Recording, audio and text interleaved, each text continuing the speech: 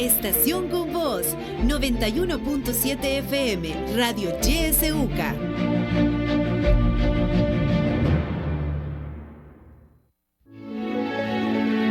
Política, economía, realidad nacional. Presentamos La Entrevista, un espacio de análisis y discusión producido por YSUCA.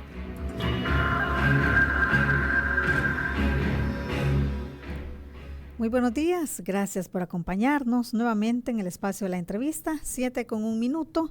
Este día vamos a hacer una evaluación en derechos humanos a 4 años de este gobierno. Nos acompaña en cabina YSUCA Gabriela Santos, directora del Instituto de Derechos Humanos de la UCA y DUCA. Buenos días, bienvenida, Gabriela. Buenos días, Kenia, buenos días a quienes nos escuchan. De verdad que es un gusto estar esta mañana compartiendo. Sí, bueno, el tema de derechos humanos es un tema importante que también pues vale la pena, ¿verdad?, hablar sobre este tema a 4 años de este gobierno. ¿Cómo evalúa la garantía y la protección de los derechos humanos en estos 4 años, Gabriela?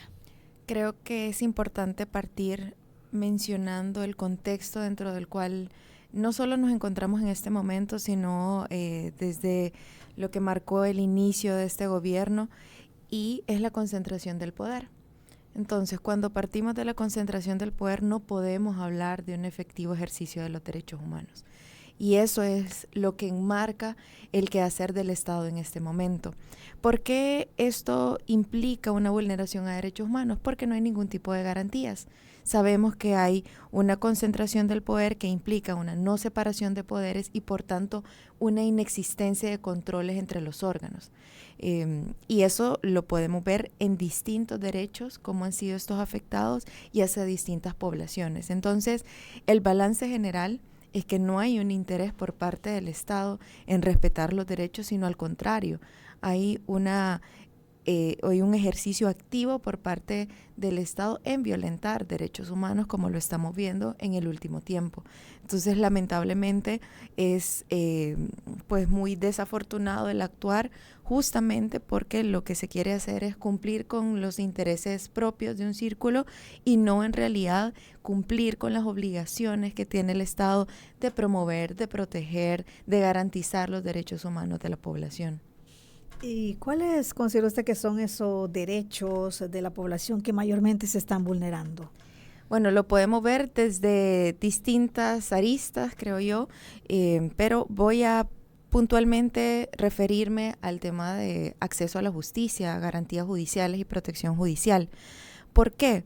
Porque en este momento, debido a la concentración del poder, tenemos un órgano judicial que está completamente plegado a las órdenes del Ejecutivo, a partir también de todas las reformas que se han aprobado por parte de la Asamblea Legislativa, que también responde a un mandato del Ejecutivo y que por tanto hace que no haya ningún tipo de independencia. Entonces, ¿qué es lo que sucede? Ante un derecho vulnerado, porque es importante mencionar que los derechos en el país siempre se han vulnerado, pero ¿qué pasa? Ante un derecho que se vulnera, se podía activar el órgano judicial para que de alguna manera pudiese señalar la vulneración del derecho y algún tipo de reparación o de resarcir el daño y demás.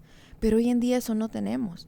No hay garantía del debido proceso, no hay ningún tipo de independencia y estamos como a la disposición de lo que pueda señalar un juez que responde a órdenes. Entonces, eso es sumamente grave, porque pongámoslo ahorita en el contexto particular que estamos del régimen de excepción, una persona detenida que sea inocente, si en este momento la detienen, no hay forma de que pueda garantizarse que se le va a salir siguiendo un debido proceso.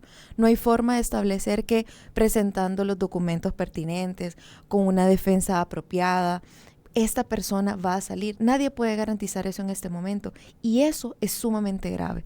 Entonces, si la garantía judicial, la protección judicial no se puede garantizar, ¿cómo quedan los otros derechos?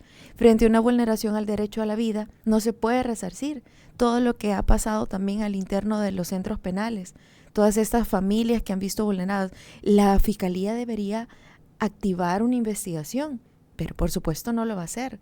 Y el órgano judicial responder conforme a derecho, tampoco lo va a hacer. Entonces ahí se enmarca toda esa sombría de vulneración a derechos humanos que dependiendo de cada ámbito va a ser más o menos grave. Y el problema también está en que la vulneración de un derecho también conlleva la vulneración de otros más. Y yo podría ir derecho por derecho. Estamos hablando, por ejemplo, del derecho al acceso a la información pública, del derecho a la libertad de expresión, ni hablar de temas de medio ambiente o derechos económicos, sociales, culturales en general. Entonces, en cada uno de esos ámbitos hay vulneraciones a derechos y, como mencionaba, vulneraciones de un actuar del Estado, porque también el Estado violenta derechos cuando omite o cuando tolera actuaciones también. Y el hecho que, por ejemplo, el Estado no ponga a disposición distintos programas, políticas públicas para proteger activamente derechos, ahí estamos en una situación compleja. Las poblaciones en condiciones de vulnerabilidad también están completamente abandonadas y por tanto vemos como al Estado simplemente no le interesa la protección de derechos. Sí, ¿y cuál es la responsabilidad en este caso, Gabriela? Porque cuando hablamos de el derecho a la vida, a la integridad física, que es lo que vemos que está pasando, ¿verdad?, en diferentes penales ahora por esto del régimen de excepción, y cuando quienes violan estos derechos son los cuerpos de seguridad del Estado, ¿verdad? Los informes de diferentes organizaciones lo dicen, como la policía, los militares, bueno, y a veces también ya últimamente muchos agentes del CAM también, ¿verdad?, que están involucrados en eso, pero que son agentes del Estado que deberían dar protección a la población. Sí, siempre lamentablemente también ha existido un uso excesivo de la fuerza. Es decir, los agentes de seguridad del Estado muchas veces creen que esa fuerza que se les concede implica un uso excesivo, arbitrario, físico y demás, y no recapacitan en cuál es el objetivo por el cual han sido creados. Entonces, en ese contexto siempre ha habido un índice de letalidad policial que también en otras administraciones ha sido muy preocupante. Y este no es la excepción en esta administración. Y lo vemos de forma más profundizada en lo que sucede dentro de los centros penales. Ya, bueno, sabemos que esta semana Cristosal sacó un informe que daba cuenta de todo lo que está pasando al interior de los centros penales. Y por tanto es sumamente grave que dentro del mismo Estado activamente se violente derechos humanos, que no se les informe a las familias, que el Estado mienta sobre la situación y que no haya ningún tipo de acceso a la información.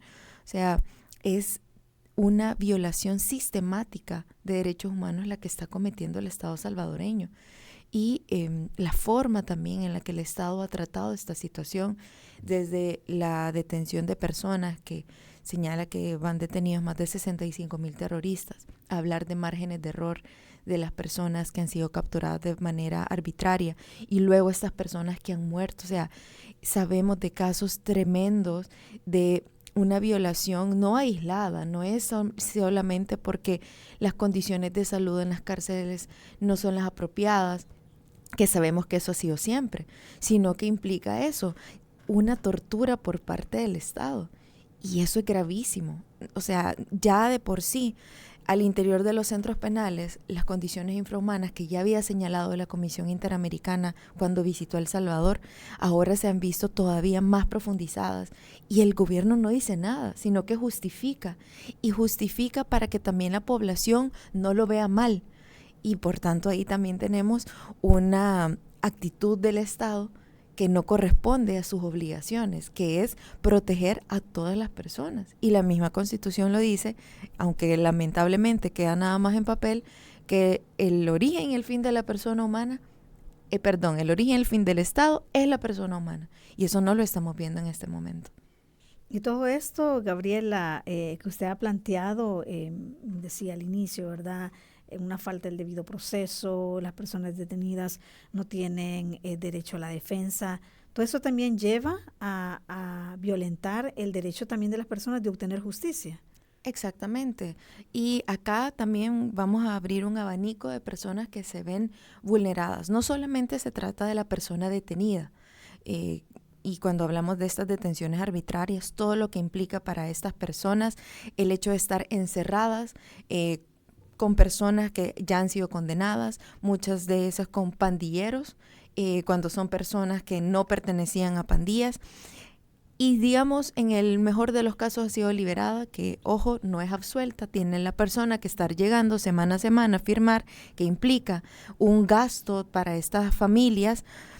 En el mejor de los casos, pongamos a aquella persona que ha sido liberada. ¿Quién le devuelve todo el tiempo que ha estado detenida? El trabajo que perdió, si es que tenía algún tipo de trabajo, o lo que dejó de percibir de ingresos para su familia. Solo esta persona tiene una situación de vulneración grande en la cual el Estado no le va a responder. Al contrario, esta persona es tildada como terrorista. No hay espacio para que el Estado pueda resarcir esos daños. Si ya dejamos de lado a la persona detenida, vámonos con las familias. O sea, todo lo que ha implicado para las familias, el gasto también de andar buscando en qué penal está su familiar, de andar buscando también cómo encontrar los medios para poderle pagar el kit. Las labores de cuidado que se han visto pues todavía más profundizadas, y el hecho de proveer, o sea, estamos hablando de verdad una gran vulneración a derechos humanos de la cual el Estado no se está haciendo responsable porque no se ve como victimario.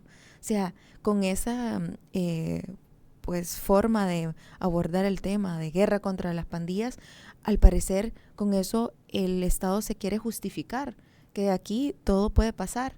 Y no se ve como con esa actitud activa de violación a derechos humanos.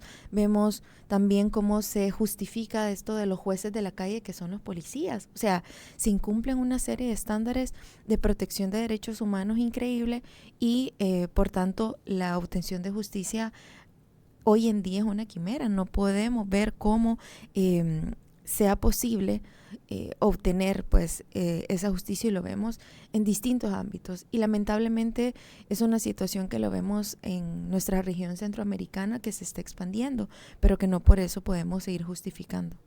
Sí, hablemos también, Gabriela, de otros tipos de derechos. Bueno, los derechos laborales. Hemos visto cómo en todos estos años despidos siempre han habido, ¿verdad? En instituciones públicas, en alcaldías, pero los datos y también el registro que se tiene, y que lo han dado a conocer los mismos medios de comunicación, es que muchísima gente ha sido despedida. Según el Movimiento de Trabajadores de la Policía, son más de 19,000 personas, ¿verdad? Bueno, el día de anoche el mismo presidente anunciaba que se van a reducir las alcaldías de 262 a 44, aunque él decía que no van a haber despidos, pero parece un poco ilógico, ¿verdad?, que hay una reducción y que puede ser personal quede allí. Este escenario para estos trabajadores municipales, en este caso es incierto, pero también otras instancias de gobierno también están a punto de tener más despidos. ¿Cómo evalúa usted también a estas instituciones que son encargadas de proteger los derechos de los trabajadores? Justamente, sí,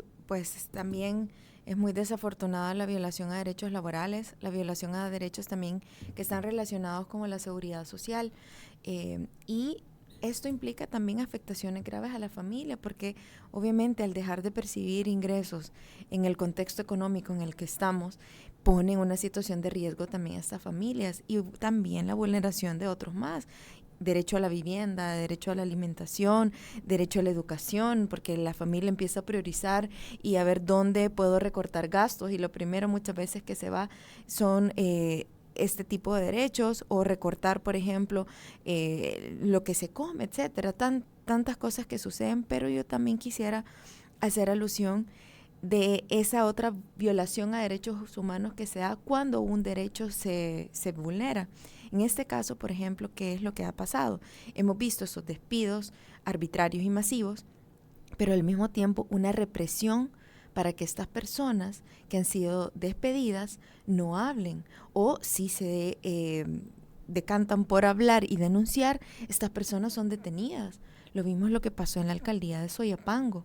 Entonces, hay una represión también y un deseo de silenciar y acallar cualquier voz que no solo sea crítica, sino también que denuncie su propia violación a derechos humanos. Entonces, ahora, ¿qué es lo que pasa? Las familias, las personas en general, no tienen otra sino que a la hora de que se vulneren sus derechos, no puedan reclamar y tengan que callar. Entonces, eso también es muy grave, es una vulneración a la protesta y por tanto ya no vemos solamente que han sido despedidos, sino que luego son detenidos y profundizamos esa situación de vulnerabilidad en la que se encuentran las familias. Entonces, creo yo también que si hay una vulneración en general de distintos derechos económicos, sociales, de derechos civiles y políticos, también hay un descuido absoluto por estos derechos económicos, estos derechos sociales, porque no vemos que al Estado le interesen.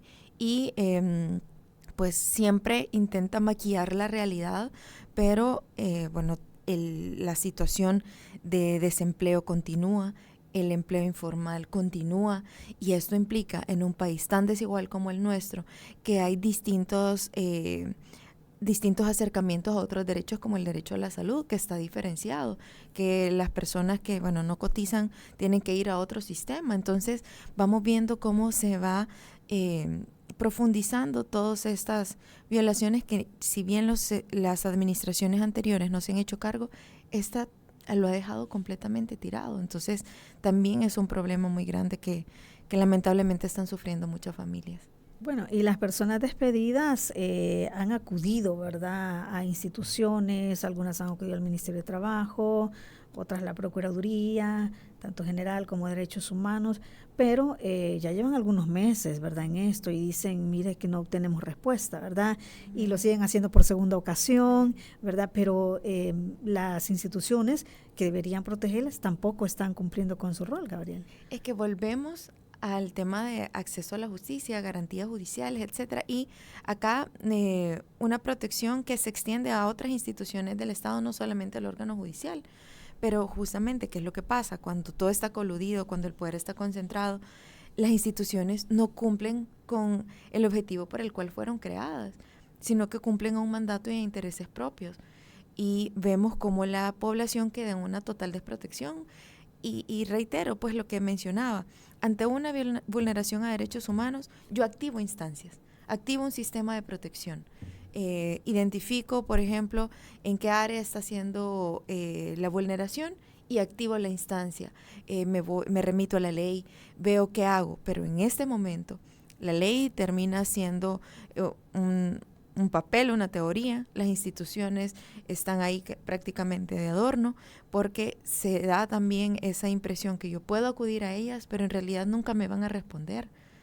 Y no me van a responder porque están respondiendo a ese mandato por parte de un círculo y no a la obligación que tienen tanto consignado en la Constitución o en la ley. Entonces volvemos a ese círculo que las personas no obtienen justicia, no ven resarcidos sus derechos y no se les repara como se debería. Y cuando el Estado violenta también convenios internacionales de derechos humanos, convenios de la OIT, por ejemplo, en el caso de los derechos laborales, y que pues los ciudadanos al ver acá que no tienen alternativas, también algunos han acudido, ¿verdad?, a nivel internacional, pero en ese sentido parece ser que estos convenios internacionales tampoco importan mucho, ¿verdad?, sí, para el gobierno. ¿Qué pasa entonces en ese sentido? ¿Cuál es la responsabilidad del Estado también al violentar este tipo de convenios? Porque los han suscrito, ¿no? Claro, yo me he referido más a la violación al interno, quizás de la propia legislación e institucionalidad salvadoreña. Y si entramos y si le añadimos ese componente del irrespeto a los distintos tratados internacionales que ha suscrito El Salvador y a sus obligaciones internacionales, ahí estamos todavía más fregados, porque evidentemente el Estado no está cumpliendo con los estándares y al contrario, o sea, una vez que el Estado se ve atacado, cuando no cumple con estos derechos, que es su obligación, empieza a desprestigiar a quienes le señalan esa vulneración. Entonces, es también necesario mencionar que el Estado, al suscribir distintos convenios, al pertenecer a sistemas de protección internacionales, tanto a nivel interamericano como a nivel universal, tiene obligaciones que cumplir, que no se puede hacer del ojo pacho para cumplir con esas obligaciones que derivan porque estamos inmersos en ese sistema de protección que en su momento se aprobó por parte de la Asamblea Legislativa, se aprobó por parte del Ejecutivo y por tanto hay obligaciones que el Estado no puede desconocer. Pero la actitud del Estado, en vez de, ver qué estándares tenemos que cumplir y qué no estamos haciendo correctamente, lo que hace es atacar el mensajero o entrar en una disputa terrible con la Comisión Interamericana de Derechos Humanos cuando le hace ver todas esas faltantes y todas esas violaciones de derechos humanos. Entonces, ¿qué es lo que pasa? Y esa es una actitud bastante incluso infantil que se asume porque a la hora de hacer un tipo de cuestionamiento, mi actitud no puede ser empezar a atacar a quien me hace el cuestionamiento. Lo que debo de hacer es ver entonces en qué estoy fallando y ver cómo puedo resarcir y de alguna manera también cumplir con esa obligación a la que estoy faltando. Pero ese no es el caso de El Salvador. Y vemos también una completa displicencia por parte del Estado a la hora de cumplir con esos mandatos que tiene. Hemos visto también distintas instancias internacionales que se han activado y cómo el Estado miente, porque eso es lo que está haciendo. Derechamente miente frente a distintos organismos, maquilla datos o presenta una realidad que no corresponde a lo que estamos viviendo hoy en día. Tanto el año pasado, por ejemplo, con el Comité contra la Tortura, en otros años también en temas de libertad de expresión, cuando el Estado ni siquiera se ha presentado a algunas audiencias. Entonces vemos esa dejadez por parte del Estado cuando es necesario señalar que tenemos una obligación, y lo que se hace muchas veces es sacar como esa carta comodín de somos un Estado soberano, no somos el patio trasero de nadie, y eso lo dice gobiernos que tienen derivas autoritarias y que no quieren reconocer que están violentando derechos humanos, y es una forma de justificar también el actuar que tienen. Sí, hablamos también sobre el derecho a estar informados, ya hablaba un poco ustedes sobre eso, derecho a obtener información y el derecho de todo ciudadano de querer saber qué pasa también, ¿verdad?, con sus impuestos, con su dinero, cómo se está utilizando. El presidente decía anoche en su discurso de los 4 años que él solamente le rinde cuentas a la población, decía él. ¿Qué opina usted de esa afirmación? Bueno, es una opinión bastante contradictoria, porque si solo le rinde cuentas a la población, pues la información no debería de estar reservada o declarada inexistente, sino que debería de ser puesta a disposición de esa población. No sé a quién considera el presidente que es la población y qué personas no son la población. Nosotras somos parte de la población y al menos hemos intentado, por ejemplo, hacer distintas solicitudes de acceso a la información pública para información que debería estar publicada. O sea, no estoy hablando de información que tenemos que buscar e indagar un poco más, no. Frente a información que debería estar disponible en los distintos portales del Estado, hay que solicitarla ahora y se declara inexistente o se declara reservada. Entonces, ahí, por supuesto, a ese manejo siempre de la narrativa y del discurso por parte del presidente y en general del gobierno, hacer creer cosas que no son. Y vemos cómo el Estado, su política ha sido la opacidad. Se ha declarado reservada la información desde lo que sucedió en la pandemia, los gastos de publicidad, todo lo que está pasando al interior de los centros penales. La población es esa madre, esa hermana, esa tía que llega a los centros penales a preguntar dónde está su familiar y que no le dicen dónde está. Entonces, ¿qué es lo que pasa también con la vulneración a esos derechos concretos de la población? Sin hablar, pues, en general de toda la otra información que se niega de cómo nuestros impuestos están siendo utilizados. Si al final tenemos derecho, y por eso es la información pública, porque se trata de nuestros propios impuestos que están siendo utilizados. ¿Y cómo no vamos a saber cómo están siendo manejados esos fondos? Entonces, es sumamente lamentable esa situación, aparte que, y ahí quiero mencionar eso, el derecho a acceso a la información pública siempre se ha conocido como un derecho llave, que habilita también el ejercicio de otros derechos. Si yo no tengo una ciudadanía informada, muy poco puedo hacer, porque no tengo datos oficiales, fehacientes, que me permitan a mí luego denunciar. Entonces, por ejemplo, por parte de las organizaciones, ¿qué nos toca? andar sacando informes con base en los casos que recibimos, pero eso no es una información oficial y pública. Toca andar viendo el tuit que publica el ministro, el presidente, el director, con suerte. Pero y el que no queda, confiar en ese dato, porque no hay forma de contrastarlo. Entonces es de verdad increíble la situación a la que hemos llegado y todavía más la manipulación que hace el presidente a la hora de mencionar y hacer creer que hay un compromiso con la transparencia, con la rendición de cuentas, cuando es todo lo contrario. Y eso también está ligado con el derecho que usted mencionaba también, el derecho a la libertad de expresión, ¿verdad? ¿Cómo evalúa usted también este derecho en estos 4 años? Hay también una coerción al derecho a la libertad de expresión y también quiero mencionar las declaraciones lamentables que hace el oficialismo cuando señala, bueno, pero es que aquí no hay ningún periodista muerto. Y con eso se excusan en que El Salvador es un país que respeta el derecho a la libertad de expresión.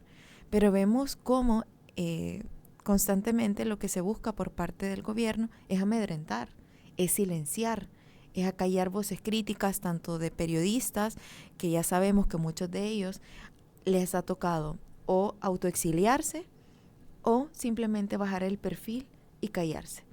Y eso ya también da cuenta de que en verdad la libertad de expresión está siendo coartada.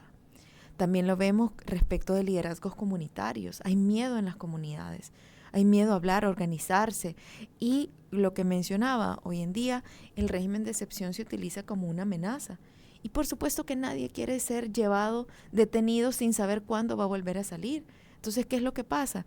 Está siendo utilizado como una amenaza que tiene impactos en el derecho a la libertad de expresión. Lo vimos también con el caso de Vidalina. Entonces, cómo el derecho a la libertad de expresión tiene una repercusión negativa en este gobierno. O sea, cómo si yo decido expresarme, voy a tener una consecuencia. Y si no es porque yo quiero presionar, si no es porque se hace bulla, no puedo tener una correcta reparación de ese derecho o no voy a obtener algún tipo de justicia. Entonces, que exista miedo no es o más bien es un indicador que el derecho a la libertad de expresión no está siendo correctamente ejercido. Aparte, todos esos ataques por parte del Estado, o sea, la misoginia fuerte y el sexismo fuerte que se vive en redes sociales. Y aquí quiero también mencionar que las declaraciones perjudiciales, violentas que hacen los funcionarios de gobierno son particularmente graves porque no las está haciendo cualquier ciudadano. Lo está haciendo quienes nos representan, quienes tienen un cargo, a quienes nosotros les estamos pagando. Entonces, no puede ser que esa sea la tónica con la cual se dirijan a la población y que sea un discurso de división más que de unión. Sí, bueno, y cuando regresemos también vamos a hablar sobre este último cargo, ¿verdad?, que se ha presentado de también el comisionado presidencial para los derechos humanos y la libertad de expresión a propósito de este derecho. Eso es cuando regresemos. Ya volvemos.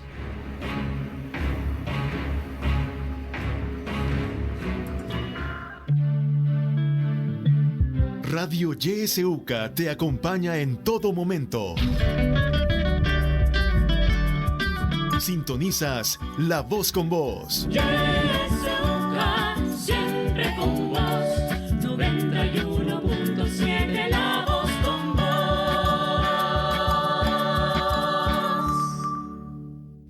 Yo diría que el pueblo haga oír su voz. Hora 10. Que la realidad tome la palabra a través de la ciudadanía activa. Que reflexionen sobre la situación del país, que exijan ser bien informados. Hora 10. De lunes a viernes a partir de las 10 de la mañana. Le esperamos.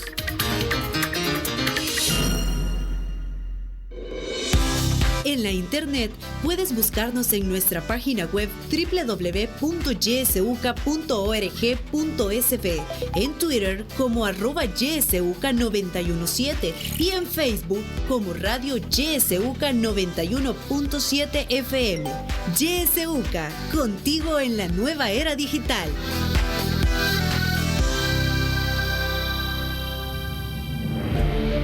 Sintoniza Radio YSUCA en el 91.7 del FM.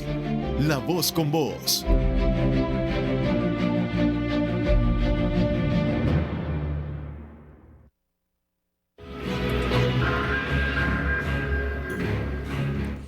Siete de la mañana con 31 minutos. Continuamos en la entrevista de YSUCA.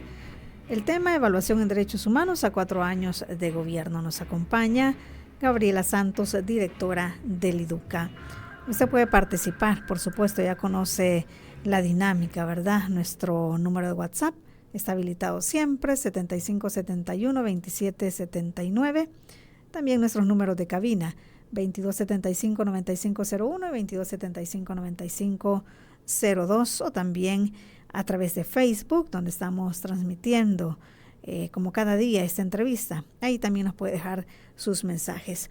Antes de dar lectura a los mensajes que ya nos están llegando, Gabriela, nos quedamos antes de irnos a la pausa y le comentaba, ¿qué opina usted sobre este nuevo cargo, verdad? Ha llegado al país un comisionado presidencial para los derechos humanos y la libertad de expresión. ¿Qué opina sobre eso?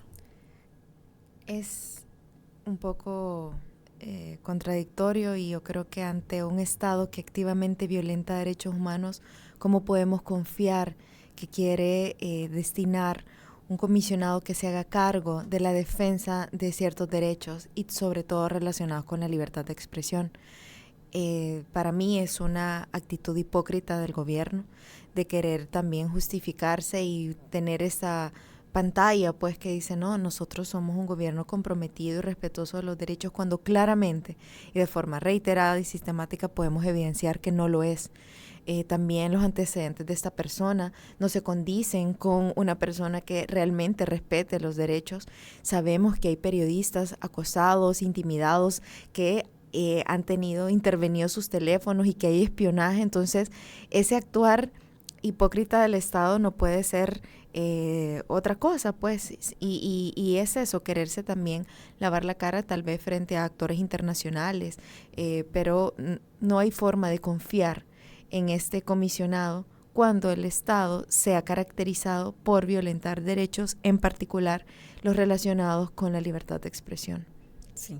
Tenemos ya algunos mensajes.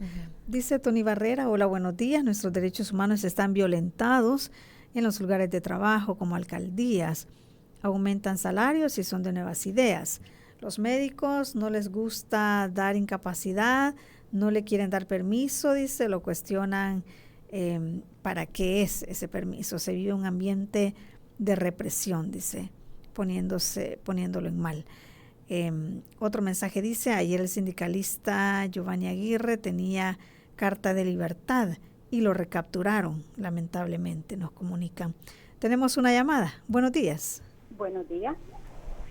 Solamente quiero hacerle una pregunta allí a la invitada. ¿Y los derechos humanos no cubren a los que están en el SECOT? Gracias. Bueno, muchísimas gracias por su participación.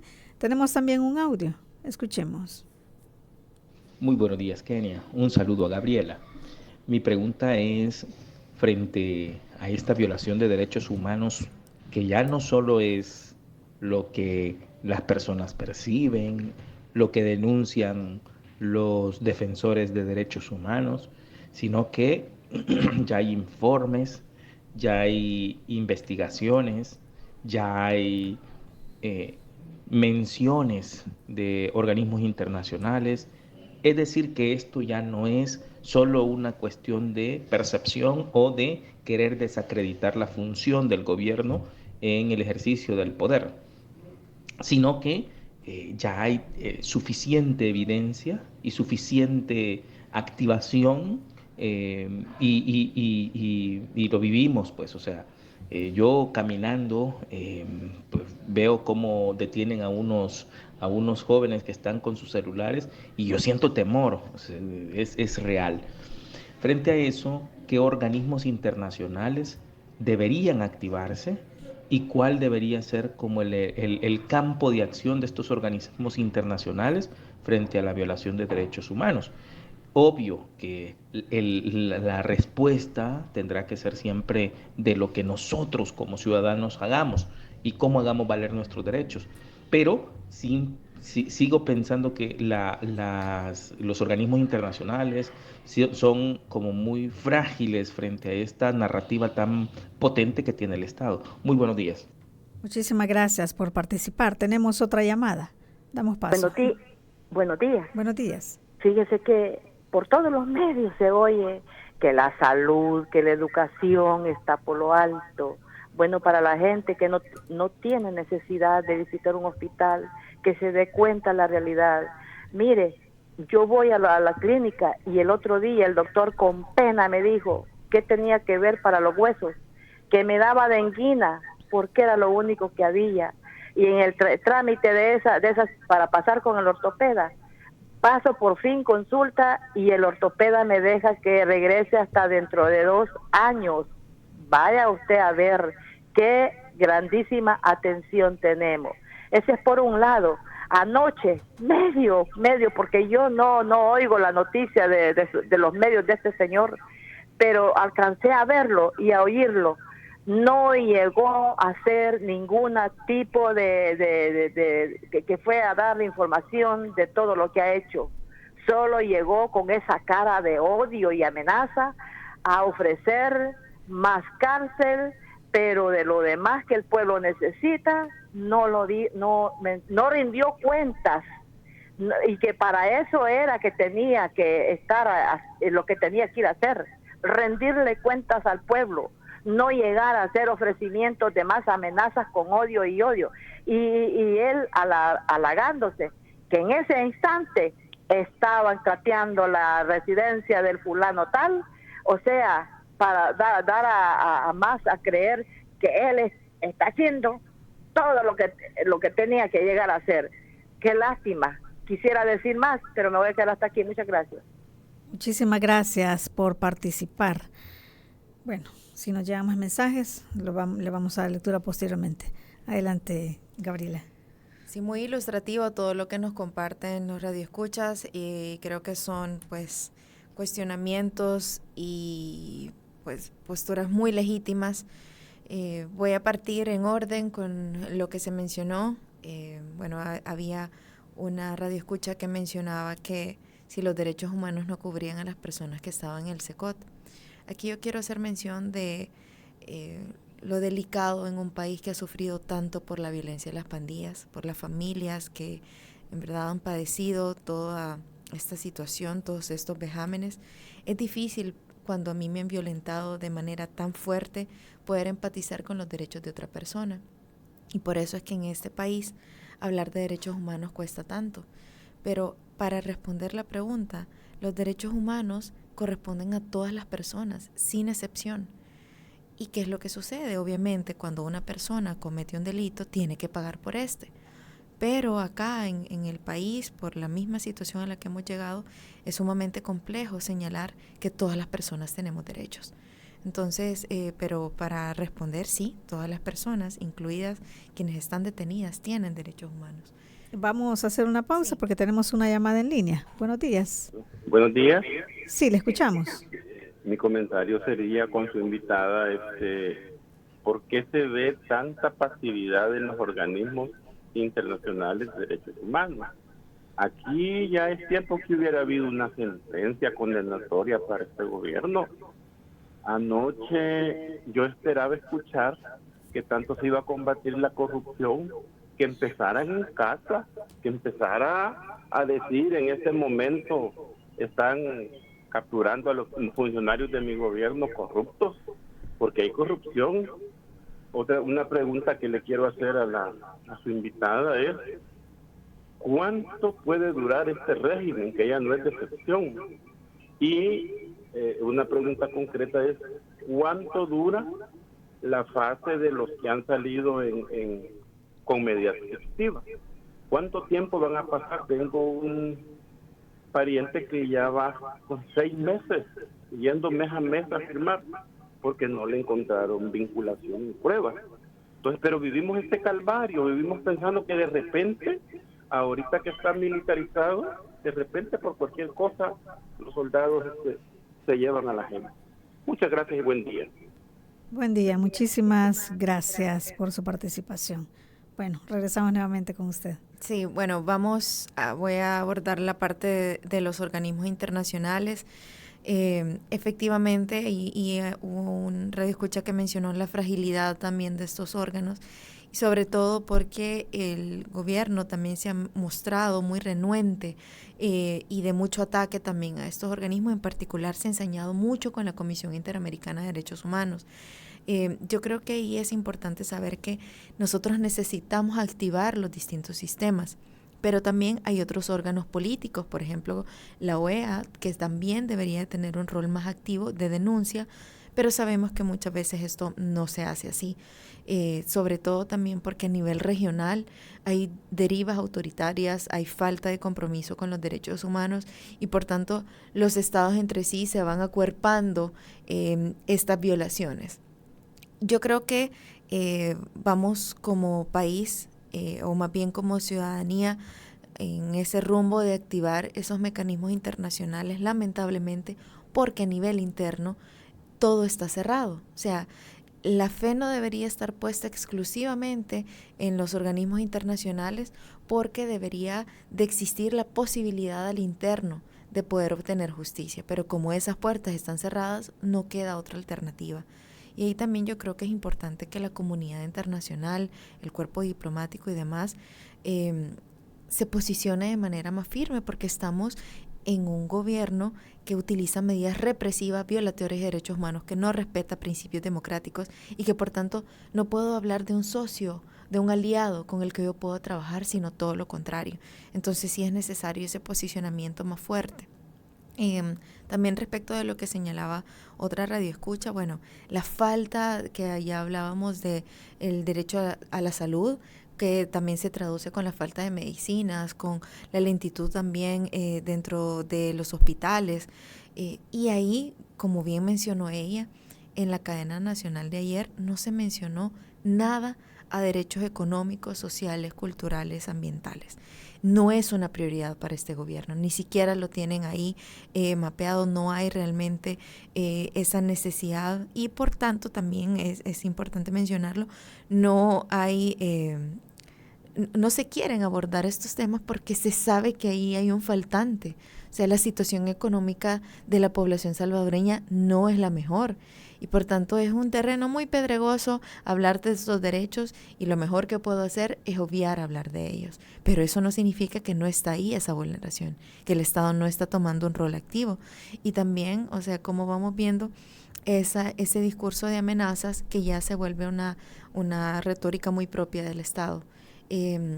También quiero mencionar que nosotros nos hemos acostumbrado a que el 1 de junio los presidentes llegan a la Asamblea Legislativa, pero prácticamente no es una rendición de cuentas, lo que hemos visto a lo largo de los años, no exclusivamente con este gobierno, sino también con administraciones anteriores. Esto no es una rendición de cuentas, esto es como una especie de memoria de labores que se presenta, pero donde lo que muestro es el panorama bonito de mi gobierno y no hablo de todo lo que está faltando. Y no podemos entender que eso sea una rendición de cuentas. Y aparte de eso, vemos cómo el gobierno también se ufanó ayer de medidas autoritarias que dan cuenta de la falta de independencia de poderes. En una sociedad respetuosa de principios democráticos, que el presidente se alegrara porque el fiscal está cumpliendo con sus órdenes, es sumamente grave. O sea, la Fiscalía General de la República es un órgano independiente que no debería de responder a las órdenes del Ejecutivo. Y el presidente en cadena nacional, abiertamente, sin ningún tipo de reparo, dice, bueno, y en este momento el fiscal, etcétera. Entonces, eso no está bien. porque las instituciones deberían de actuar de manera independiente.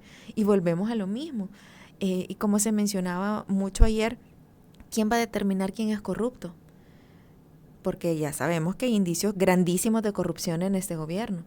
Pero cuando nuevamente el poder está concentrado, quien tiene la capacidad de decir quién es corrupto y quién no, no es por parte de una investigación seria, independiente, sino que es de quien detente el poder. Entonces va a ser el presidente y su círculo quien va a determinar quién es corrupto y quién merece que se le intimide, que se le detenga. ¿Es importante que se combata la corrupción? Por supuesto, porque esto tiene serias consecuencias con el respeto a los derechos humanos, porque no hay dinero para poder tener políticas públicas, programas sociales y demás. Pero el hecho que una persona quiera decidir sobre quién va a pagar por la corrupción y mis allegados no, ahí estamos en serios problemas. Y por tanto no podemos confiar tampoco en los dichos del presidente. Respecto a las preguntas de cuánto puede durar el régimen, es una pregunta lamentablemente a la cual no tengo respuesta, porque bueno, el régimen de excepción ya sabemos que es una política que así ha sido asumida, o sea, es una situación de suspensión de derechos que debería de ser temporal, excepcional, como dice su nombre, pero el presidente a través de la Asamblea Legislativa decidió prorrogarlo y no sabemos hasta cuándo. Hay quienes dicen que esto va a durar hasta la posible toma de posesión inconstitucional que va a hacer el presidente, pero más allá de eso, si mañana se dejara de prorrogar, por ejemplo, el régimen de excepción, permanecen las reformas al Código Penal y al Código Procesal Penal, que también permiten que las personas sigan estando detenidas. Porque el régimen de excepción habla de la detención administrativa, que es la parte inicial, la primera parte cuando una persona la detienen y no la ponen a disposición de un juez inmediatamente. Pero el hecho que las personas sigan todavía detenidas, que se haya prorrogado la detención de estas, es producto de las reformas a los códigos. Entonces ahí también tenemos cómo se ha utilizado todo el aparato estatal para poder someter a esta población y que en el fondo no se respete ningún tipo de derechos. Entonces sí estamos en una situación sumamente compleja y yo creo que es importante también ser conscientes de la forma en la que el gobierno intenta manipular la narrativa. Como, bueno, ayer también lo vimos en esta cadena, que no es una rendición de cuentas, sino que es la aparición del presidente ante la asamblea, una asamblea completamente plegada al Ejecutivo, y era como ya todo muy medido, muy marcado, es decir, bueno, ahora toca aplaudir, y era un aplauso y unos vítores exagerados para algo, o sea, ¿en qué país debería aplaudirse de esa manera o celebrarse con exageración que se reduzcan municipios, o que la propia Asamblea Legislativa se enorgullezca de que se van a reducir los municipios o más bien los curules de los cuales ellos son parte? Entonces, ¿qué es lo que pasa? Se están plegando completamente a ese discurso y no puede ser que esos sean los funcionarios que nos representen, funcionarios que no están velando por la población, porque pensemos, de todas las necesidades que tiene la población, yo no creo que la primera necesidad sea, por favor, reduzcan los municipios y reduzcan los diputados. O sea, y lo mismo vimos cuando la Asamblea Legislativa entró y tomó posesión. Yo no creo que la primera necesidad de la población salvadoreña haya sido, por favor, quiten a los magistrados y al fiscal, si esa no es una prioridad de la población. Pero ¿qué es lo que pasa? Luego se hace creer que sí lo es, que es lo que la población pidió. Y como el pueblo lo pidió, entonces yo lo hago. Pero eso viene en una narrativa posterior que se trata de infundir. Y no puede ser así. O sea, las violaciones a derechos humanos se viven en el día a día, no son abstracciones. La independencia judicial la falta de independencia judicial más bien se vive en el día a día. No son abstracciones, no son algo etéreo. La población lo está sintiendo, hay temor, hay miedo, hay amenazas. Entonces, tenemos que verlo así, pues, y siempre apostar por la denuncia y por reivindicar nuestros derechos humanos. Alguien decía en las participaciones, Gabriela, que hay suficiente evidencia y documentación, que no son percepciones, ¿verdad? Exactamente. Hay documentos de organismos nacionales, también internacionales. Amnistía Internacional lo ha externado y lo ha dicho claramente, ¿verdad? Sí. Y planteaba esta persona, bueno, y en algún momento esto en realidad se llevará a alguna corte internacional, ¿verdad? Si vemos otros países donde han sucedido este tipo de violaciones a derechos humanos, en algún momento sí se han dado, ¿verdad? Pero acá las personas les preocupa este tema y pensar, bueno, algún día habrá justicia también para todas esas personas a quienes se les está violentando en este momento sus derechos. Bueno, esa es la aspiración, a que algún día se pueda obtener justicia, porque no puede ser que todos estos derechos violentados de las personas queden en la impunidad. Como mencionaba claramente, al interior no se ve, no se vislumbra si estas personas van a poder obtener algún tipo de reparación, y por tanto nada más queda la vía internacional. Para los organismos internacionales hay distintas vías. Hay algunas vías que no implican la parte judicial como tal, sino otras alternativas. Ya pronto también se acerca el periodo de sesiones de la Comisión Interamericana, que es donde se tienen las audiencias. Vamos a ver si el Estado pues se presenta ante esa audiencia, escucha, pero no solo escucha, activamente se hace cargo de lo que se pueda denunciar por toda la situación. No he hablado, por ejemplo, de la situación en la que se encuentran las personas defensoras de derechos humanos, con toda la estigmatización, las amenazas y el acoso por parte del gobierno. Entonces esa es una vía, las audiencias que se puedan tener ante la comisión. Y ya lo que quizás podríamos estar más familiarizados es con las sentencias de la Corte Interamericana. Lo que sucede con eso, que por supuesto es una vía que se debe de activar, sobre todo por estas detenciones arbitrarias, por las muertes al interior de las cárceles y demás. Sí quiero pues mencionar que eso lleva años. O sea, primero hay que presentar el caso ante la Comisión Interamericana. La Comisión Interamericana debe de evaluarlo. Pasan años para eso, antes de que se presente ante la Corte Interamericana.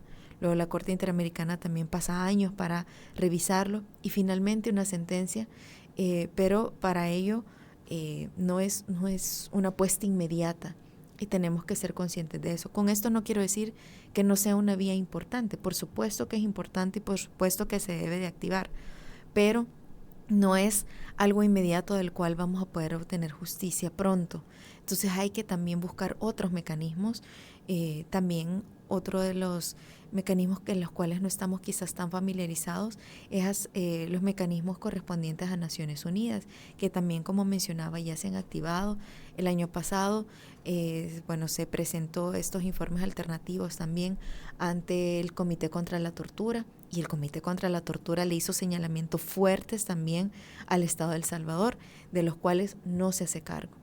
Y están también otros elementos que están ahí, que se pueden activar, mecanismos que se conocen como mecanismos especiales, grupos de trabajo, relatorías y demás, en los que también, o sea, el Estado no es que no esté al tanto de estas denuncias que se están haciendo, de lo que señalan las relatorías o el Comité de Derechos Humanos y demás.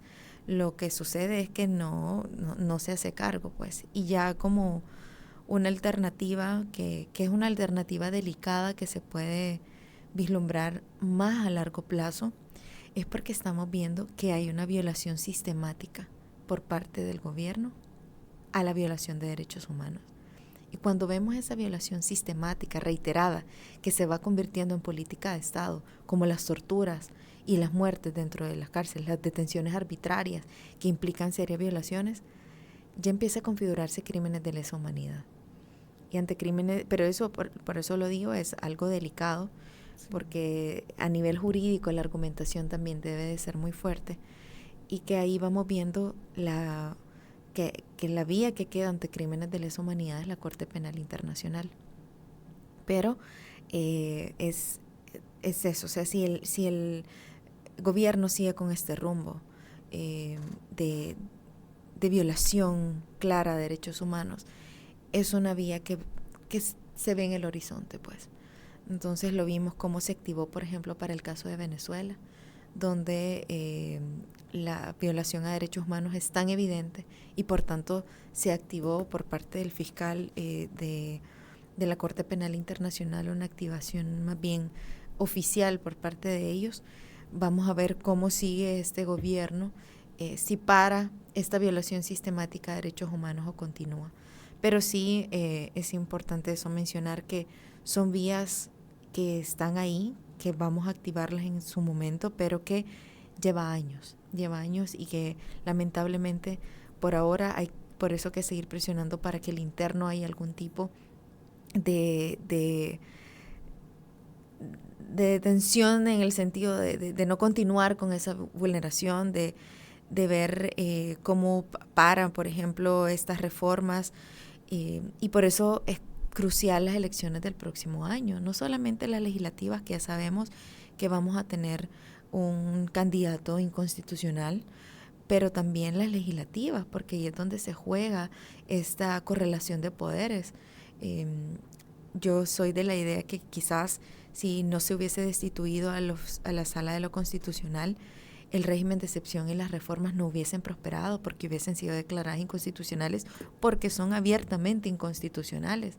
Pero no estamos en ese escenario, entonces por eso es importante también que nosotros al interno no depositemos todas nuestras esperanzas en la sede internacional, sino también acá, y que veamos también las elecciones como una medida también para poderle hacer contrapeso al gobierno, y en particular las legislativas, para poder balancear el poder.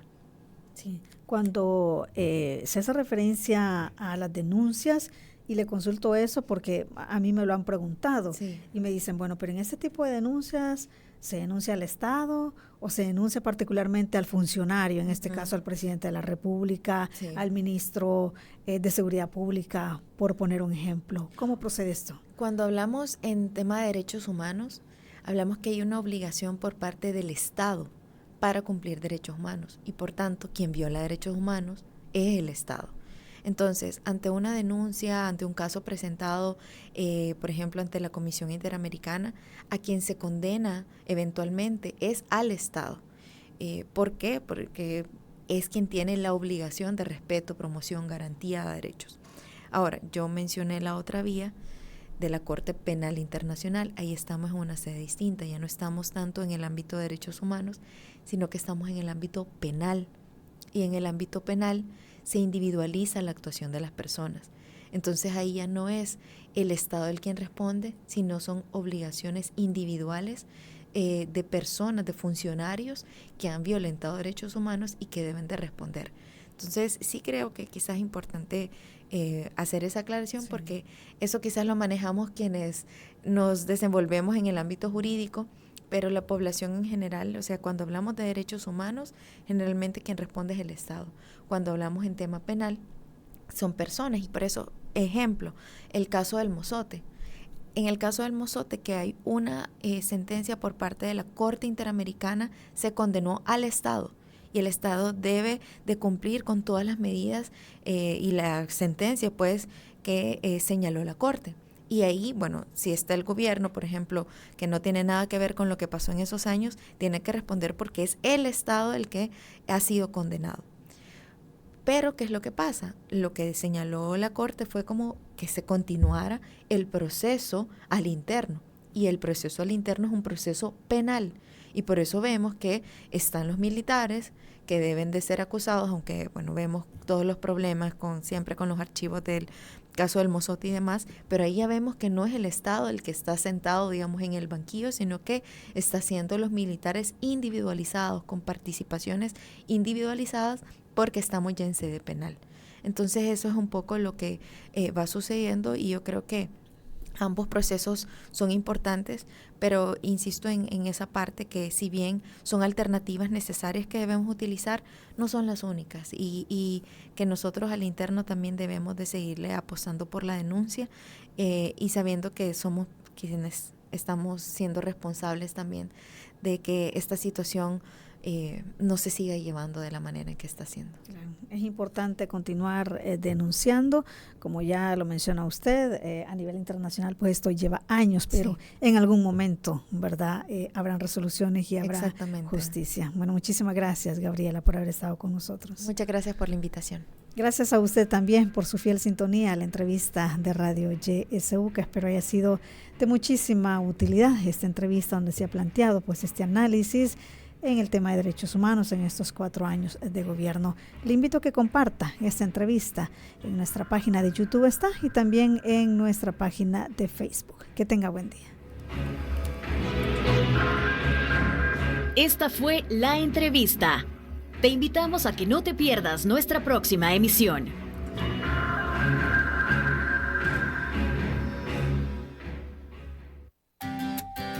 Disfruta tu mañana en compañía de Radio YSUCA.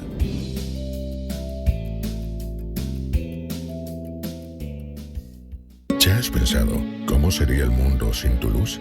Sin la luz de cada uno de nosotros. Tu luz es la que pone todo en marcha, es la que mueve el mundo hacia adelante. En AES te acompañamos hasta tu hogar y tu trabajo para que tu luz nunca falte, entregándote toda nuestra energía para iluminar tu vida y junto a ti acelerar el futuro de la energía para iluminar el mañana. AES, tu energía es el futuro de todos. En AES trabajamos para que tu luz nunca falte, llevando hasta tu hogar y tu trabajo la energía que iluminará el mañana. AES, tu energía es el futuro de todos. Educa Transforma 2023. Derecho, inclusión y calidad. Muy pronto. Misterios de la ciencia. Temas que te transportarán hasta lugares enigmáticos. Casos de eventos misteriosos ocurridos en nuestro planeta. Ven con nosotros.